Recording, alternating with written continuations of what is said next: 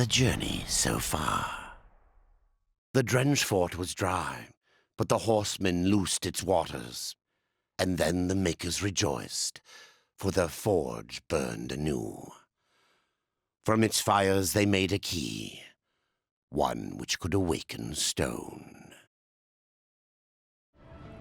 Hey there, everyone. People, folk. Let's go with that. Hey there, folk. It's Kuddlesnot, and I'm here with episode 10 of the Darksiders 2 100% walkthrough. In the last episode, we did the Weeping Crag and the Nook. Weeping Crag for the first time. In this episode, we are starting the Lost Temple. First things first, we gotta talk to this big guy. Carven stone. What of carven stone? That's what we call the stone of construct. So, like I Sentinels, said to be before, specific.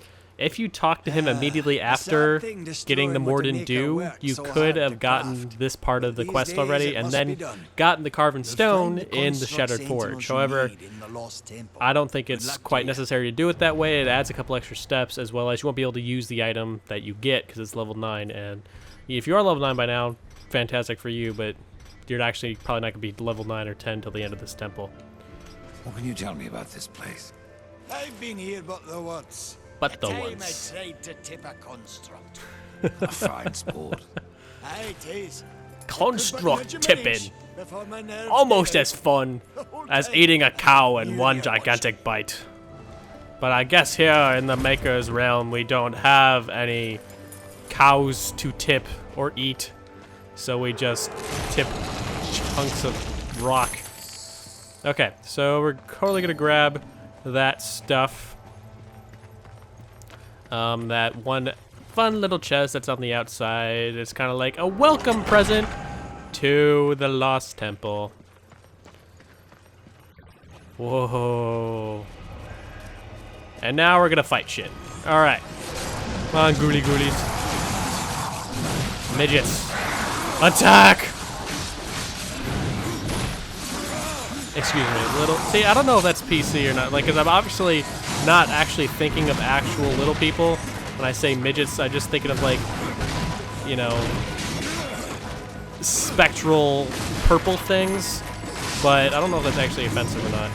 But hey, everyone's fair game. I know I'm probably gonna regret that at some point, but no! For right now, it's funny. In my mind. Okay.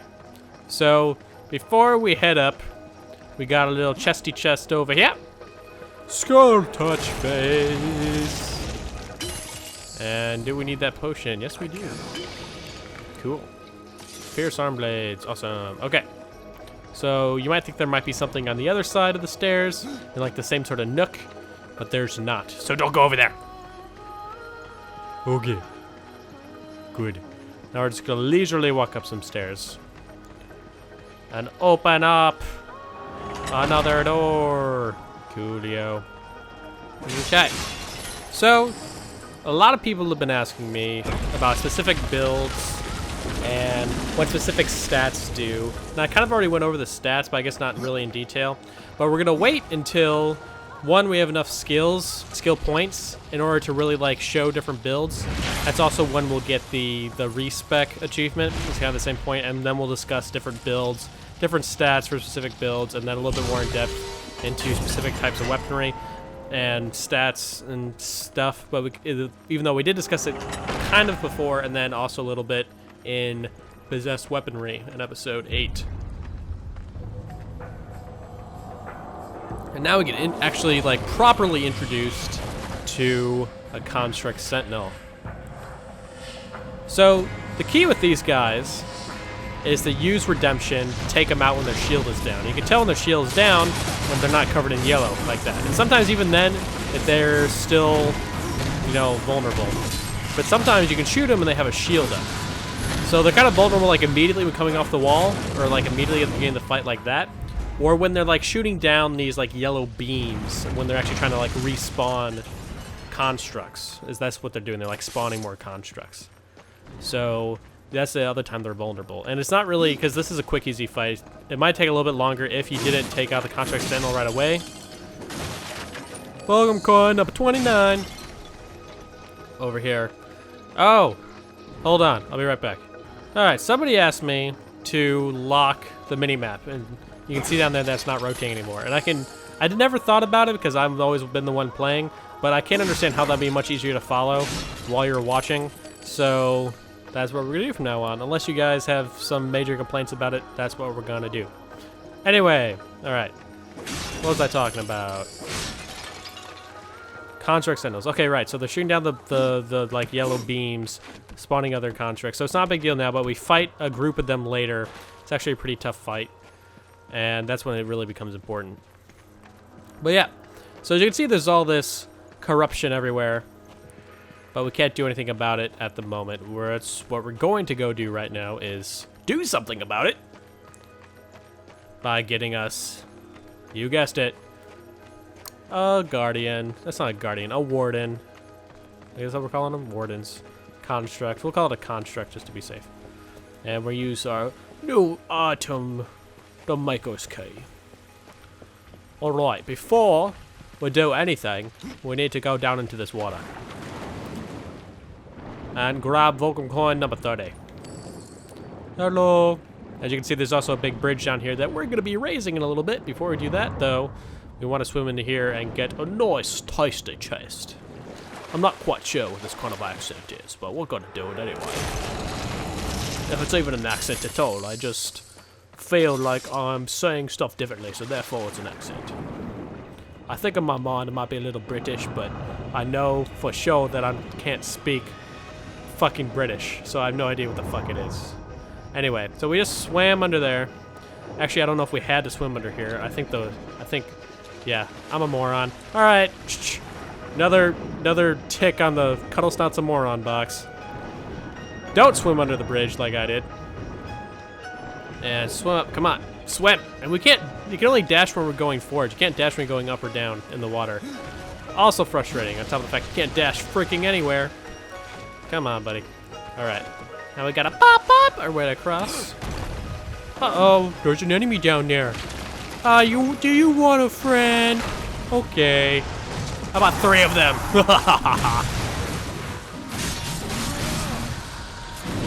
Oh, can you not swim? Oh well. Alright. So we got him.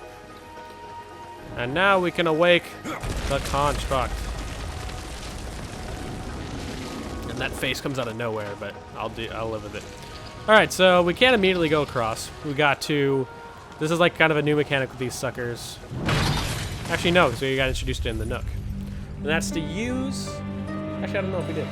But that's to use the hook that like locks into like hook points as a way to destroy corruption from a distance. And that becomes a puzzle element later. In this dungeon, but also in the future in the game. Come on, buddy. Pop the correct way. Thank you. Alright. Now let's hit the switch. I said hit the switch. Okay. I was pressing B for like felt like forever waiting for that.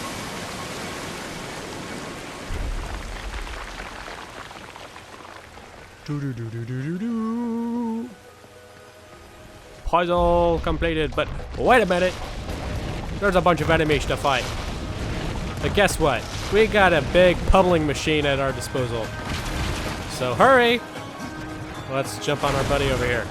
It's got the big fists of blue death. And actually there's a couple ways. So I guess you could do it the old-fashioned way, but it'll take a significant long time. You probably have to waste a potion or two. And you don't really have any advantage to fighting them. You get experience, you get item drops, you get gold, you get guilt, I mean. So, but before we head off, we're gonna hop off and grab us some boots, some shoes. Oh my god, shoes. Oh my god, anything else? Potion, yes. I will use that sucker, thank you. Alright. Okay, let's destroy these vases, why not? Yeah, we got some money, totally worth it. Maybe not. Okay, so this is one thing that bugs me about these guys, is that you can hop on them from the back or front. The back usually seems to be more consistent, where like you're up the back and you can hop on. In the front, you have to be like perfectly positioned in order to hop on, and that can get really annoying sometimes. And now we're just rolling along. And we gotta hop off. And that's kind of a cool, like, backflip off. And get ourselves a large chest. Top smash, awesome. Do we need that sucker? No, we don't. I knew there's something else. Okay, you can't even see him. Okay, so this is a good thing. Is that if it doesn't seem like anything jumped out of it, do kind of like a 180 around the chest, and something's gonna pop up. See, we got some fierce size here. Those look pretty tasty. I'm not gonna equip them immediately. I'll take a look at them after this episode. But, yeah. So that's always a good idea, is to kind of do a 180, and you'll actually see me do that. I don't think I've ever mentioned it before, but you usually see me do like a 180 around a loot chest, because sometimes there's guilt that's a little too far away to pick up from in front of it, or sometimes an item flips under the chest or above it or whatever. Okay, so now we're rolling through the main room once again. And instead of smashing, he fell into the slot. See, there we go. That's what you want to do. You want him to smash and fall at the same time. All right. Mount chain. So as you can see down there, there is a stone as well as some other stuff. But we're gonna go down there after we solve this little puzzle. All right. Explosion. Now we're gonna roll this sucker into this hole. But as you can see, there's actually 2 gates. So we're gonna have to use our favorite technique from the cauldron, the Shadow Bomb Dislodge, and also the Drench Fort. Something that they use quite often, at least here in the early game. It's not as common later when there's, you know, other items and more types of puzzles. And I'm gonna handle these the old-fashioned way. No purple ghoulies gonna help me this time. All right, that was easy. Alrighty, so now we got in between these 2 gates, we have a Shadow Bomb that we then threw, and now shoot! Yeah. And we get ourselves, you guessed it, a Shadow Key. I'm not sure where that's hanging out. It's like the inside of this chest is infinite space or something, kind of like, you know, Harry Potter up in this shit. And so the arm's just gonna reach in and pull it out of the abyss, and this chest is like an entrance to the abyss. But hey. Alright, so then we pop our way out, and you can get back in if you want, but we're not gonna get back in just yet. We are gonna do an awesome spin thing off of this chain. Woo! And get ourselves a chest and a Stonebite. Mystic Stonebite number 15 out of, and I don't know what number total. In my number count, it's actually like there's 69 Stonebites in total, so there's, you know, like Power Stonebite number 3 is what, like Stonebite number 17 or something. So that's why the number doesn't line up with what's coming up. Ooh, someone down line. All right. And now we're gonna hop back up on our buddy here. Detach our chainy chain. And we're gonna like kind of park him here because we're gonna need him back in a second. We don't need him immediately, but we're gonna need him back in a little bit. Because we got our Shadow Key to use instead. Alright. Open the door. Alrighty. And now one of the most annoying parts of this game. The fact that you can't dash across vines, unlike War could, even though that death is more agile. I can't dash across freaking vines! What the hell? What the freaking hell? And I can't like, so like, the double jump thing I can justify through like, okay, they're doing it for game design reasons. Alright, cool. But not being able to dash across vines, I can't think of any good reason for that. Like, there isn't any puzzles that determine like how fast you can crawl across demonic growth or vines. There's no like sequences that would be extremely short or long depending on whether you could dash across those vines. All it comes down to is that you notice when it takes you forever to cross the vines. Okay, slash rant. And now that we opened up this little gate, we need our buddy back. Come here, buddy. Let's go for a piggyback ride. And smash some crystals. Cool. First thing we're gonna do is we are going to grab the dungeon map. Hello, dungeon map.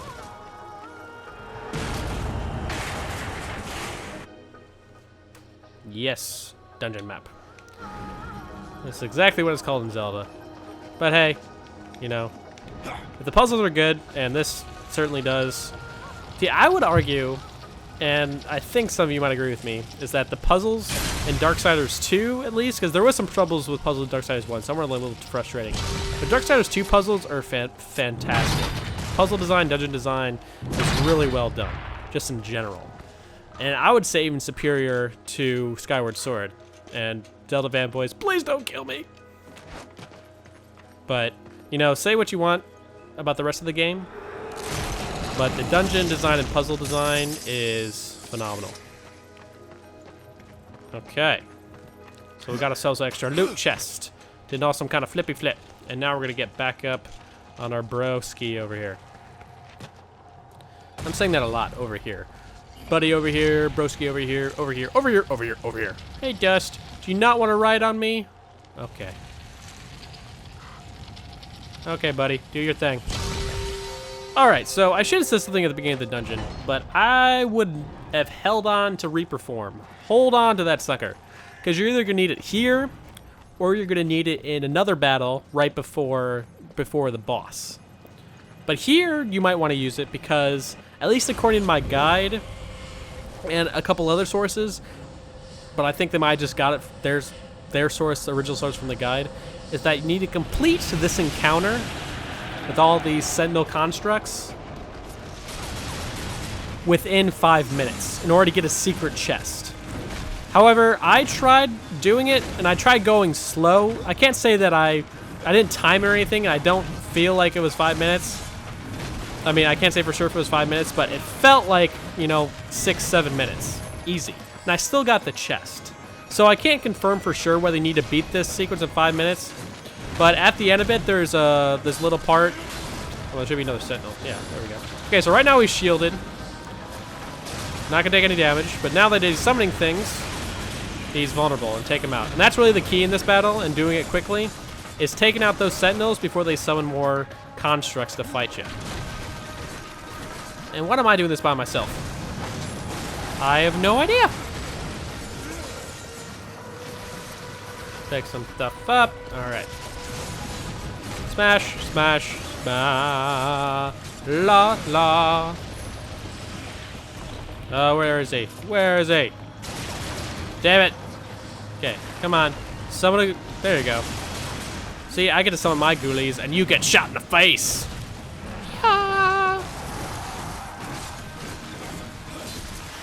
Boom. Let's do some air damage. I feel like doing some stuff in the air.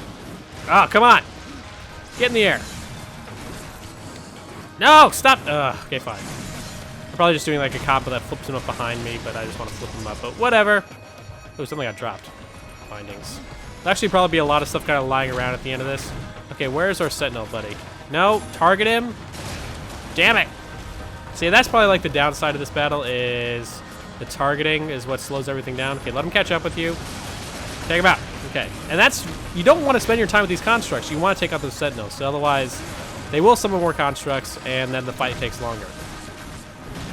Okay, but the reason I said you want to save Reaper form is because coming up in a second here will be two, like, mini-bosses double teaming you at the same time.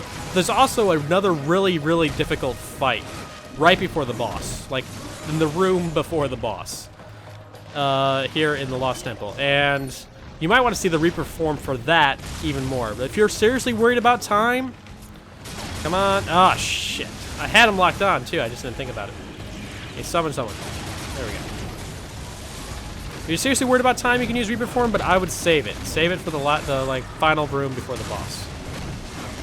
Ghoulies! Move! Okay. That's right, Ghoulies. Wail on him. Yeah. And now there's going to be two more. Dude, this is the fight where is there another construct Sentinel? Yeah, there should be one more. Up there. This is one behind us, too. Okay, destroyed. I guess we have to destroy those two for the other two to come up. What's going on? Okay, if we don't get the chest in this playthrough, I'm going to be pissed. Good. Okay, got him. See, that's what I said. Like, there's really vulnerable either when he's doing, like, the beam thing or right when they come off the wall. So that's when you want to get him. Okay, let's get some ghouls in here to do some distractions. And what's tough about these double guys is that you dodge one, and then the other one will come up behind you. So you got to time it so that you don't get stuck with the third dodge off of shit nuggets. You have to time it so you don't get stuck with the third dodge where you have like kind of a recovery period when the second one attacks. So you gotta be careful. Ghoulies! Bam! Eat hammer! Bitches!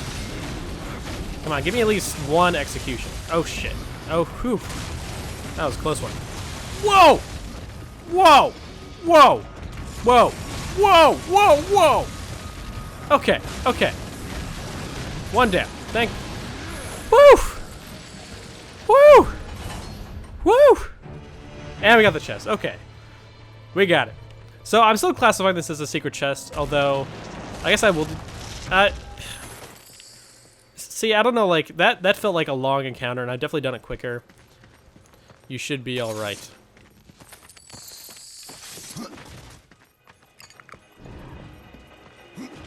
Okay. So we need some potions. So we're gonna destroy this stuffy stuff. Stuffy stuff, stuff, stuff. Stuffy stuff. And 180 on the chest. Nope. And we have to leave our maker pal behind because then the gate will close. Oh well. And now we got to do some more running without sprinting, which is really annoying.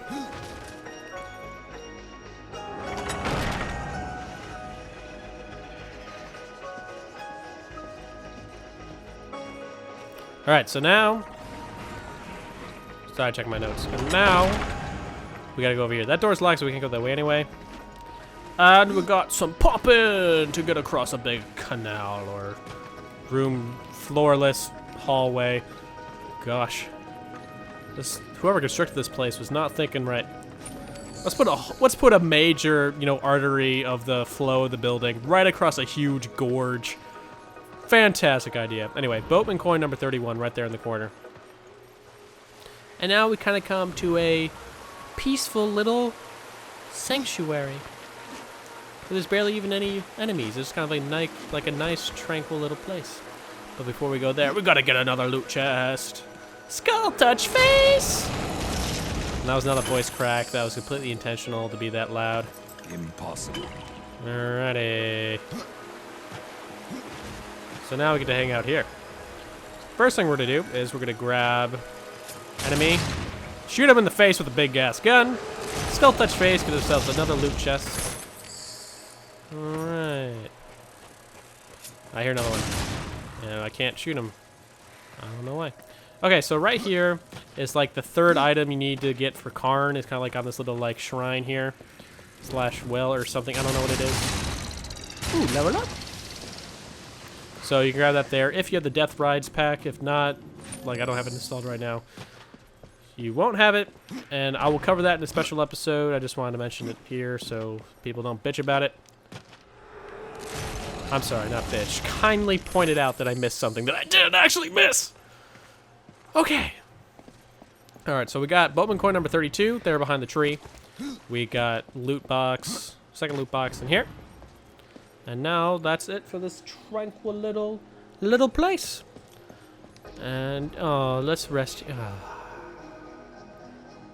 Death needs a spa day.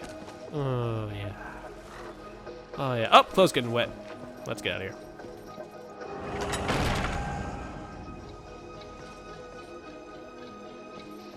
So now we have kind of like an interesting little puzzle area as well as a Book of the Dead page.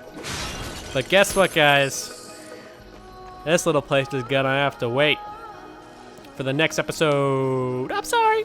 So in the next episode, we will complete, and I promise, yes, we will complete the Lost Temple and some other stuff. Complete the Shaman's Craft quest among, I guess that's actually it. They're all completing. But we were also good to go to a Death Tomb. and loot some shit. Anyway, that's for the next episode. So, guys, thanks for watching. This has been Kuddlesnot. If you like the spreadsheet guide, which is just kind of like it's not like a guide, it's a layout to all these videos, so you know what I get in what videos, and also it's updated ahead of the time that everything's uploaded. So if you're antsy, you can take a look at it. You'll see what I'm currently working on and then what's coming up. And make sure you're a subscriber and send me a PM. And if you're not a subscriber, subscribe! It really helps me out. Also, click the like button. That helps me out a lot, too. Anyway, guys, thanks for watching. This has been Kuddlesnot. Hey, Dest. How's it going?